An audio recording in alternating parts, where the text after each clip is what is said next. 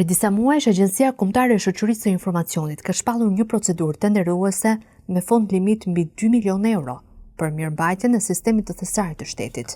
Tenderi, i cili është hapur në tetor 2025 kur institucioni drejtohej ende nga Mirlinda Kaçanaj, nuk po arrin të mbyllet edhe gjatë drejtimit të pasardhësit të saj, Ikli Tafa. Arsyet duket se janë të njëjta: kriteret tepër kufizuese, mungesë transparence, përjashtim të konkurrencës. Thjesht duket se po tentohet të përsëritet e njëjta skemë, ku fondi mbi 2 milionë euro, me shumë mundësi, është paracaktuar para hapjes së procedurave.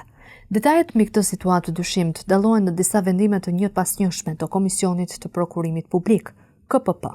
Kjo strukturë, që shërben si shkallë e dytë e ankimimit për tendrat publik, ka kërkuar zyrtarisht 2 herë nga Akshi që të modifikojë kriteret kualifikuese dhe të krijojë mundësinë për konkurrencë të lirë në tender. Në të 2 herët, Akshi, nëpërmjet mekanizmave jo fort normal, ka synuar të shmangë rekomandimet e KPP-s, duke krijuar një shtyrje në ekstrem të procedurës për mirëmbajtjen e thesarit të shtetit.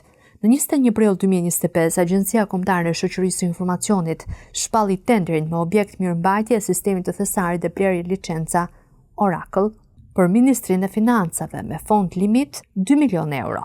Në dokumentet e tenderit thuhet se operatori fitues duhet të mirëmbajë rreth 80 kompjutera dhe serverin e thesarit, të cilët kanë pajisje nga marka të ndryshme prodhuese.